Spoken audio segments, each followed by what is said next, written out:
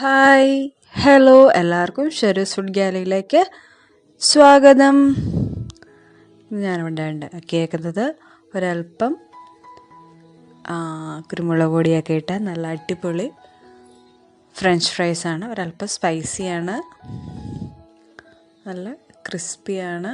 നമുക്കത് മയോണൈസോ ടൊമാറ്റോ കെച്ചപ്പോ കൂട്ടി അതുപോലെ കറുമുറ കഴിക്കാം. ഓക്കെ, അപ്പം നമുക്കിതെങ്ങനെയാണ് ഉണ്ടാക്കുന്നതെന്ന് നമുക്ക് നോക്കാം. അപ്പം അതിന് വേണ്ട സാധനങ്ങൾ: ഉരുളക്കിഴങ്ങ് ഞാനൊരു 3 എടുത്തിട്ടുണ്ട്, മീഡിയം സൈസ്. അത് ഇതുപോലെ നീളത്തിലരിഞ്ഞ് ഫ്രിഡ്ജിൽ വച്ച തണുത്ത വെള്ളത്തിൽ ഇട്ട് മുക്കി വെച്ചിട്ടുണ്ട്. ഒരു 3 മണിക്കൂറോളം ഫ്രിഡ്ജിൽ തന്നെയാണ് ഞാൻ വെച്ചിരുന്നത്. പിന്നെ കുറച്ച് ഉപ്പ്, പിന്നെ കുരുമുളക് പൊടി ഒരു 1/2 ടീസ്പൂൺ. ഇത്ര സാധനങ്ങളാണ് വേണ്ടത്. ഫ്രിഡ്ജിൽ നല്ല തണുത്ത വെള്ളത്തിൽ പൊട്ടറ്റോ അരിഞ്ഞത് വയ്ക്കാൻ ശ്രദ്ധിക്കുക, സ്റ്റാർച്ചൊക്കെ പോകാൻ വേണ്ടിയിട്ടാണ്.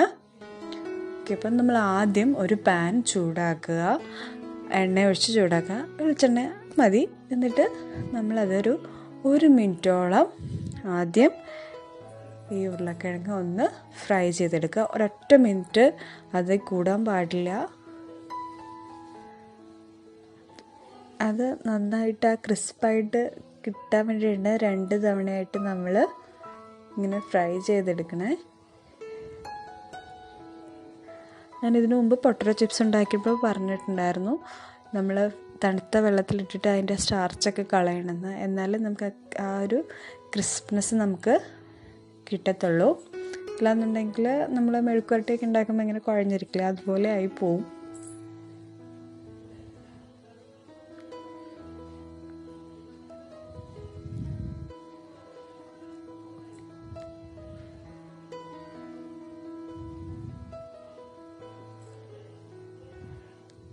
നമുക്കിതിങ്ങനെ ഇളക്കിക്കൊണ്ട് ഇരിക്കുക, തിരിച്ച് മറിച്ചൊന്ന് ഇടുക. അതിനുശേഷം നമ്മളത് എടുത്തൊരു മിനിറ്റ് ഏകദേശമായി. നമുക്കിനി ഇതൊരു പേപ്പറിലിടാം, ടിഷ്യൂ പേപ്പറിലിടാം. ഒരു പ്ലേറ്റിൽ ഞാൻ ടിഷ്യൂ പേപ്പർ വെച്ചിട്ടുണ്ട്, അതിലേക്ക് ഇടാം.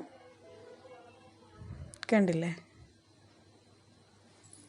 എന്നിട്ട് നമ്മൾ ഈ ഓയിൽ ടിഷ്യൂ പേപ്പർ വെച്ചിട്ടൊന്ന് പ്രസ് ചെയ്ത് എടുക്കുകയാണ്. ടിഷ്യൂ പേപ്പർ കൊണ്ട് ഒബ്സോർബ് ചെയ്ത് നമ്മൾ എടുക്കുക. കാരണം ആ ഒരു ഓയിലിൻ്റെ അത് ഒന്ന് പോയി കിട്ടണം. ഒരുപാട് അമർത്തി പ്രസ് ചെയ്യാൻ പാടില്ല കേട്ടോ, അങ്ങനെയാണെങ്കിൽ അത് പൊട്ടി പോവും. ഞാൻ അടുത്ത ഇത് ഇട്ടിട്ടുണ്ട്. ഈ സമയത്ത് ഇതിൻ്റെ ചൂടാറി ഇങ്ങനെ പതുക്കെ ഒന്ന് പ്രസ് ചെയ്തെടുക്കാം. ഒരുപാട് അമർത്തി പ്രസ് ചെയ്താൽ ഉരുളക്കിഴങ്ങ് പൊട്ടിപ്പോവും. അപ്പോൾ രണ്ടാമത് അരിഞ്ഞത് നമുക്ക് എടുക്കാം. ഇത് നമുക്കിതുപോലെ ഒരു പേപ്പറിലേക്ക് മാറ്റാം.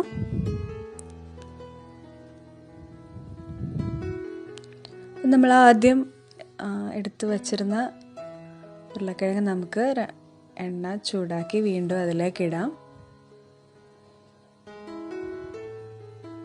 സ്റ്റാർച്ച് എന്തെങ്കിലും ബാക്കിയുണ്ടെങ്കിൽ ഇങ്ങനെ പോകാൻ വേണ്ടിയിട്ടാണ് കേട്ടോ ഇങ്ങനെ 2 തവണയായിട്ട് ചെയ്യണേ. നമുക്ക് ആദ്യം രണ്ടാമത് വെച്ചിരുന്ന ആ പൊട്ടറ്റോ ഇതുപോലെ ഓയിൽ മാറ്റിയെടുക്കാം. ഓക്കെ, അപ്പം നമ്മൾ ഇട്ട ഉരുളക്കിഴങ്ങ് നമുക്ക് എടുക്കാറായി. ആ ഒരു ഗോൾഡൻ കളറാകുമ്പോൾ നമുക്ക് എടുക്കാം. കണ്ടില്ലേ? നല്ല ക്രിസ്പായിട്ടുള്ള ഫ്രഞ്ച് ഫ്രൈസ് കിട്ടിയിട്ടുണ്ട്.